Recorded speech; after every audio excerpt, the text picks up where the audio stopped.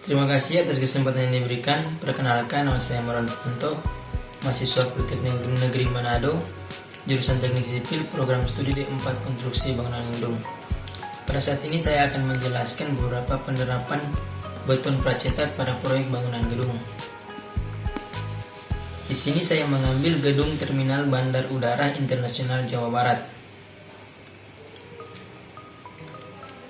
Bahan atau material yang digunakan pada bangunan tersebut. Yang pertama, semen Portland. Semen adalah suatu jenis bahan yang memiliki sifat adhesif dan kohesif yang memungkinkan melekatnya fragmen-fragmen mineral menjadi suatu massa yang padat. Dan yang kedua ada pasir beton.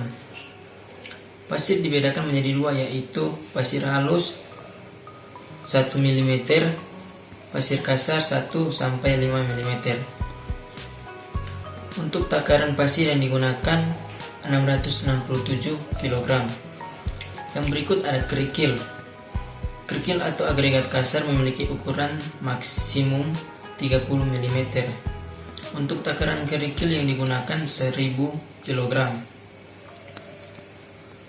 Yang berikut zat aditif beton. Zat aditif beton atau bahan tambah tergantung pada mutu bahan, harga bahan, jenis konstruksi.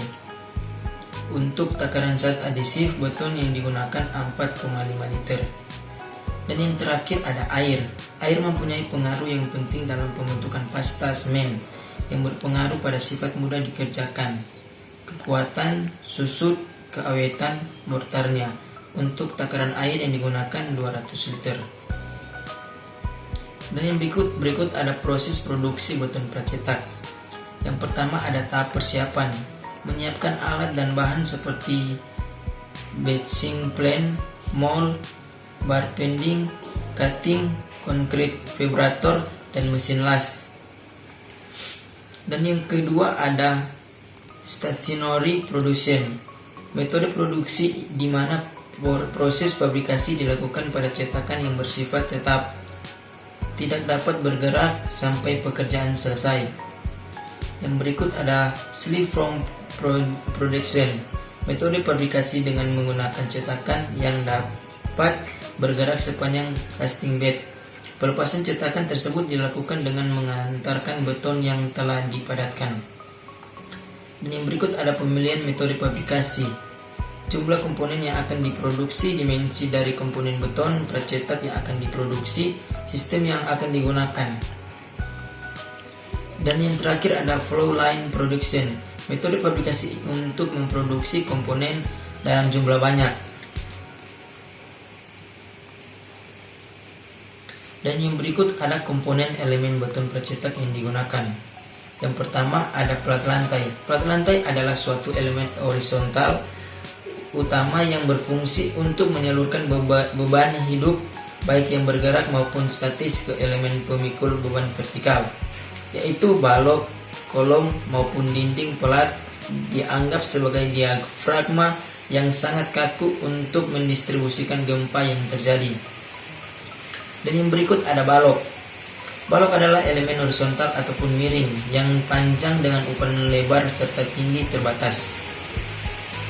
Balok berfungsi untuk menyalurkan beban dari plat. Balok berfungsi untuk memikul beban-beban, semisal beban plat dan berat balok itu sendiri, serta beban-beban yang lain yang bekerja pada struktur tersebut. Ada 3 jenis balok pracetak, yaitu balok berpenampang L, balok berpenampang T, dan balok berpenampang persegi. Dan yang berikut ada metode konstruksi struktur beton pracetak. Yang pertama side plan. Side plan ini terbagi dua, yaitu yang pertama dapat menempatkan posisi crane di lokasi proyek sehingga dapat difungsikan semaksimal mungkin. Dan yang kedua merencanakan tempat penumpukan elemen pracetak agar memudahkan pemasangan. Dan yang berikut ada peralatan. Peralatan ini terbagi menjadi 3, yaitu penggunaan crane, radius putaran crane, dan peralatan pembantu. Siklus, dan yang berikut ada siklus pemasangan. Ada 4 siklus pemasangan, yaitu pengecoran elemen pur, pemasangan elemen balok, pemasangan elemen plat, dan pengecoran overtopping.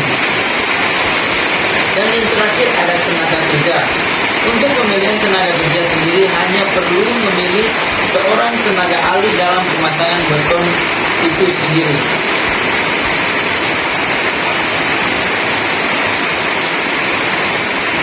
Dan yang berikut ada sistem sambung yang digunakan.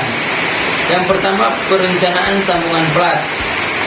Sambungan yang direncanakan yaitu sambungan antara plat precast, slab dan balok. Adapun pendetailan sambungan secara dengan ketentuan SNI 032847/2013 pasal ke-12, panjang penyaluran yang ditentukan antara lain.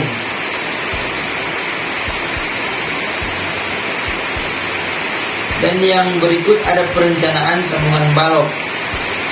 Sambungan basah dengan cor di tempat. Sambungan basah adalah metode penyambungan komponen modul pracetak di mana sambungan tersebut baru dapat berfungsi secara efektif setelah dalam jangka waktu tertentu.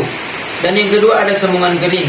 Sambungan kering merupakan metode penyambungan di mana sambungan tersebut dapat berfungsi langsung secara efektif. Dan yang berikut ada quality control produksi, handling, dan pelaksanaan beton pracetak pada konstruksi bangunan gedung.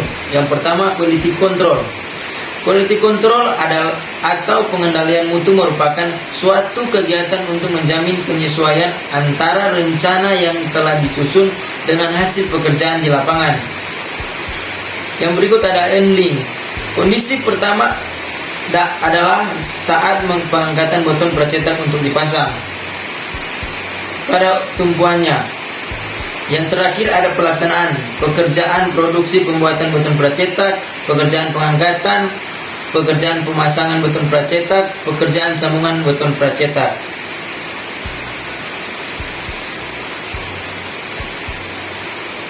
Dan yang terakhir ada biaya konstruksi bangunan gedung.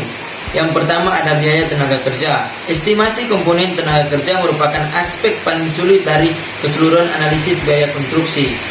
Yang berikut ada biaya material. Analisis meliputi perhitungan seluruh kebutuhan kuantitas pekerjaan biaya material yang digunakan untuk setiap komponen bangunan. Yang berikut ada biaya peralatan. Biaya peralatan estimasi biaya peralatan termasuk pembelian atau sewa mobilisasi, demobilisasi, memindahkan, transportasi, memasang, membongkar, dan pengoperasian selama konstruksi berlangsung. Dan yang terakhir ada biaya tidak langsung.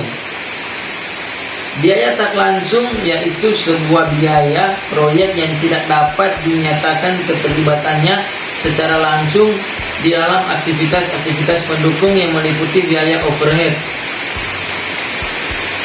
Dan untuk biaya keseluruhan pembangunan gedung Terminal Bandar Udara Internasional Jawa Barat dengan metode beton pracetak pada balok dan plat adalah sekitar 90.486.147.000. Sekian. Demikian apa yang bisa saya sampaikan, semoga bermanfaat.